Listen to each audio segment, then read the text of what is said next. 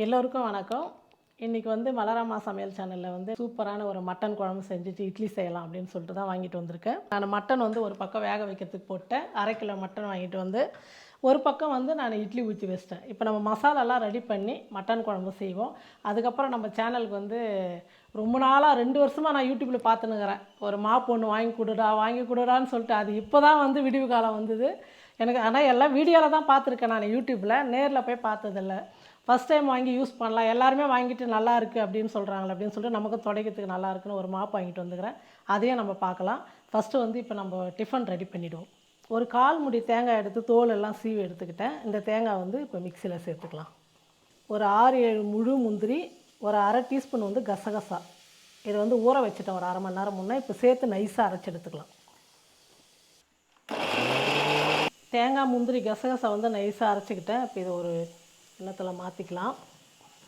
3 பச்சை மிளகா, 2 பெரிய வெங்காயம் எடுத்து சின்ன சின்னதாக கட் பண்ணிக்கிட்டேன். இதையும் நம்ம மிக்சியில் போட்டு கொஞ்சம் கொரப்பாக அரைச்சிக்கலாம். பச்சை மிளகா, வெங்காயம் வந்து இந்த மாதிரி பேஸ்ட்டாக அரைச்சிக்கணும். இப்போ இந்த மட்டன் குழம்புக்கு வந்து 2 தக்காளி எடுத்துக்கிறேன். இதையும் நைஸாக அரைச்சி எடுத்துக்கலாம். தக்காளி விற்கிற விலைக்கு கொஞ்சம் சிக்கனமாக தான் போடணும் தக்காளிலாம். ஐயோ அப்படியே டபுளாக ஆகிடுச்சு தக்காளி. 20 ரூபா இருந்தது. ஒரே ஒரு 2 வாரம் கூட ஆகலை. 20 ரூபா தக்காளி வாங்கிட்டு வந்து அதுக்குள்ளே 100 ஆச்சு. இப்போ 120. நேற்று வாங்கிட்டு வந்த தக்காளி வந்து 120 ரூபா. இட்லி வந்துச்சு. குழம்பு செய்யறதுக்குள்ளே அப்படியே இருக்கட்டும், இல்லைன்னா சூடு ஆறிடும். இந்த மட்டனு அது இதுன்னு அரைச்சி எல்லாம் பண்ணிட்டு இருக்கேன். எனக்கு என்ன பண்ண போகிறேன் உனக்கா? நேற்று செஞ்ச சட்னி கொஞ்சம் இது பார்த்துட்டேன். கார சட்னி இருக்குது. எண்ணெய் கத்திரிக்காய் குழம்பு செஞ்சேன். அது வந்து இவருக்கு ரொம்ப பிடிக்கும். கொஞ்சம் காரமாகிடுச்சு தான் நைட்டு. கொஞ்சம் காரம் வந்து அதனால் நல்லா இருக்கும். இப்போ வந்து தேங்காய் கொஞ்சம் ஊற்றி வேண்டாம் அப்படியே விட்டு இட்லிக்கு நல்லா இருக்கும். தேங்காய் நல்லா இருக்காது. அதனால் தேங்காய் மட்டனுக்கே ஊற்றிக்க எனக்கு வேண்டாம்.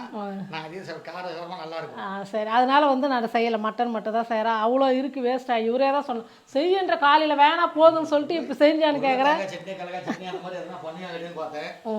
வேணும்னா செய்கிறேன்.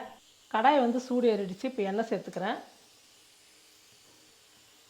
சோம்பு ஒரு 1/2 டீஸ்பூன், லவங்கம் ஒரு 5, அன்னாச்சிப்பூ சின்னதாக பாதி எடுத்துக்கிட்டேன், ஒரு பட்டை, ஒரு மராட்டி மூக்கு. இது வரைக்கும் இப்போ நம்ம எண்ணெயில் சேர்த்துக்கலாம்.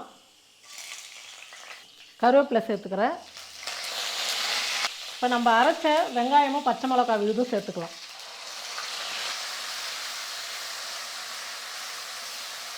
நான் 1/2 கிலோ மட்டனுக்கு வந்து 1 டீஸ்பூன் இஞ்சி பூண்டு பேஸ்ட் எடுத்துக்கிட்டேன். அதையே சேர்த்துக்கிறேன்.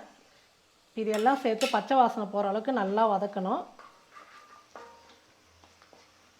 என்ன பண்ணினுக்கிற? சரி, நீங்கள் அங்கே மட்டனில் பிஸியாக இருக்கிறீங்க. புதினா வாங்கிட்டு வந்துட்டேன். மதியத்துக்கு புதினா துவையல் கொஞ்சம் செஞ்சுக்கலாம். எனக்கு என்ன இந்த காம்பெல்லாம் அப்படியே நட்டு வைக்கலாம். அது போட்டு அது வேஸ்ட் பண்ணாத. ஆனாலும் சரி, புதினா அதையாவது பண்ணிட்டு போன கொண்டாந்துட்டு. சரி, அது உட்காந்து செய்யலாம்ல. கொஞ்ச நேரம் தானே நீங்கள் அங்கே வீடியோ எடுத்துக்கிறீங்களா, அது கூட உட்காந்துக்கலாம். அது வரைக்கும் சும்மா நிற்க கூடாது. நிற்கிற நேரத்துக்கு கொஞ்சம் ஒரு நாள் கொஞ்சம் வேலை குறையுது இல்லை? சரி. மாங்காய் பச்சடி செஞ்ச நைட்டு அது கொஞ்சம் இருக்குது. கார சட்னி, எண்ணெய் கத்திரிக்காய் குழம்பு. இப்போ இட்லிக்கு வந்து இவருக்கு இதுதான். ஏன்னா ஒருத்தருக்குன்றதுனால சரி இருக்கிறத அட்ஜஸ்ட் பண்ணிக்கிட்டோம் அப்படின்னு சொல்லிட்டு அவரும் கேட்டேன் தானே, போதும் தானே சொன்னேன். ஒரு ஆளுக்கு சட்னி செய்யணும், எதுக்கு அந்த சட்னி செஞ்சுட்டு? ஆனால் இந்த காம்பெல்லாம் எப்போவுமே வேஸ்ட் பண்ணுறதில்ல. எடுத்துன்னு வந்துட்டு கொஞ்சம் இதுவாக இருக்கிறதெல்லாம் நம்ம நட்டு வச்சிட்டோமா நல்லா. ஏற்கனவே நான் ஒரு முறை வீடியோவில் காமிச்சிருப்பேன். பாட்டிலில் போட்டு நல்லா வேர் விட்டு நட்டேன். நல்லா சூப்பராக வந்தது. இன்றைக்கி வந்து நான் இது எப்படி நடுறதுன்னே உங்களுக்கு நான் வந்து வீடியோ எடுத்து காமிக்கிறேன். இஞ்சி பூண்டு பேஸ்ட்டு, வெங்காயம் விழுதெல்லாம் வந்து நல்லா வதங்கி பாருங்கள் கெட்டியாக வந்துடுச்சு. இப்போ நம்ம வந்து மசாலாலாம் சேர்த்துக்கலாம். 1/2 டீஸ்பூன் வந்து மிளகாத்தூள் சேர்த்துக்கிறேன். தனியாத்தூள் வந்து 1 டீஸ்பூன் சேர்த்துக்கிறேன். இது வெறும் மிளகாத்தூளுன்றதுனால காரம் அதிகமாக இருக்கும். அதனால தான் நான் 1/2 டீஸ்பூன் சேர்த்துக்கிறேன். உங்களுக்கு எந்த அளவுக்கு காரம் தேவையோ நீங்கள் அந்த அளவுக்கு சேர்த்துக்குங்க. மஞ்சள் தூள் 1/4 டீஸ்பூன், தேவையான அளவுக்கு உப்பு சேர்த்துக்கலாம். எல்லாம் சேர்த்து ஒரு 30 செகண்ட் வந்து நல்லா வதக்கிக்கலாம். நான் 2 தக்காளி அரைச்சிக்கிட்டேன். அந்த தக்காளி விழுது சேர்த்துக்கிறேன். மட்டன் குழம்புக்கு வந்து நம்ம அரைக்கிற மசாலா தான் வந்து சூப்பர் டேஸ்ட் கொடுக்கும். அதனால் மசாலாலாம் வந்து வறுக்கிறதுக்கு கஷ்டப்படாமல் டைம் எடுத்தாலும் நம்ம நிதானமாக ஸ்டவ் கம்மியில் வச்சுட்டு நல்லா வதக்கிக்கணும். அப்போ தான் வந்து குழம்பு டேஸ்ட்டாக நல்லாயிருக்கும். அதுவும் இட்லிக்குன்னும் போது இந்த மாதிரி அரைச்சி போட்டு செஞ்சால் தான் நல்லாயிருக்கும் குழம்பு வந்து.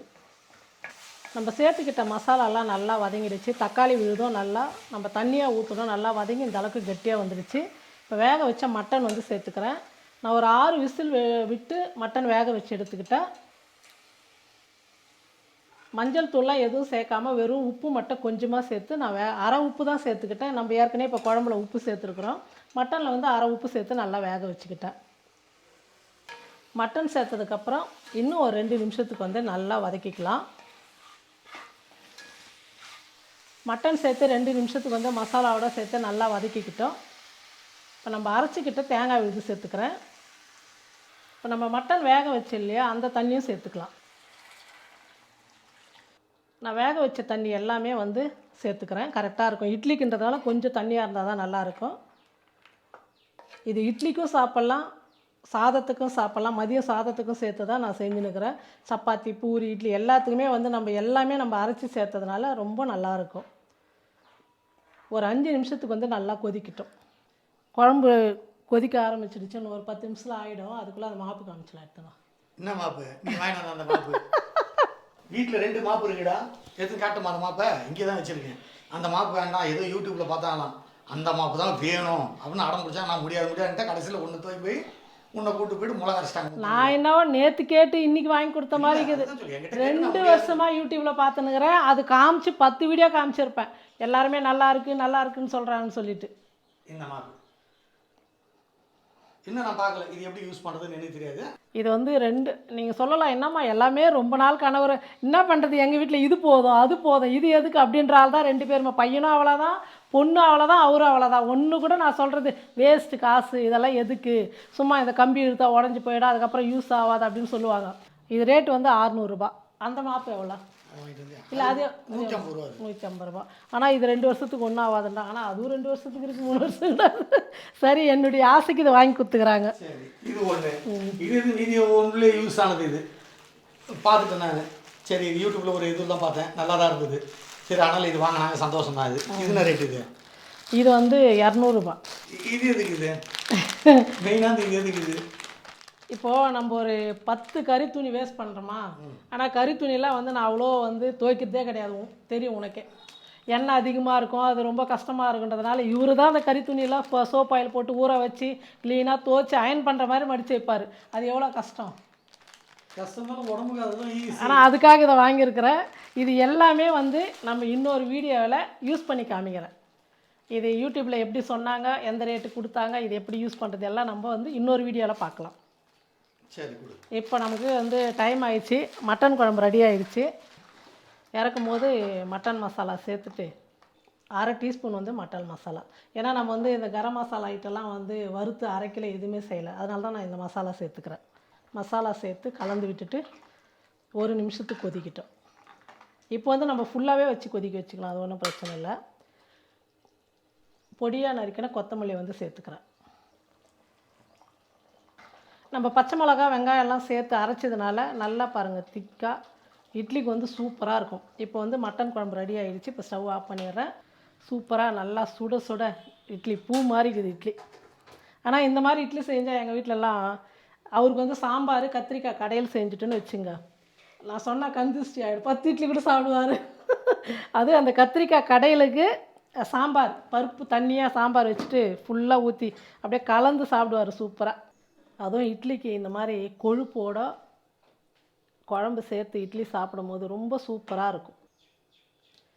இன்றைக்கி என் பையன் தான் டேஸ்ட் பண்ண போகிறான். ஏன் நான் ஃபஸ்ட்டு சாப்பிட போகிறேன் அப்படின்னா, இன்றைக்கி வந்து நான்வெஜ் செய்யறத பிளானே கிடையாது. திடீர்னு பார்த்தா இட்லிங்கிறாங்க, கறி குழம்புங்கிறாங்க, அப்பாவை மட்டன் வாங்க அனுப்பிச்சிருக்கேன் அப்படின்னு சொல்லியிருக்காங்க. எனக்கு ஷாக் ஆகி போச்சு. ஏன்னா இது பிளானே பண்ணல வீடியோவுக்கு மட்டன் செய்ய போகிறது.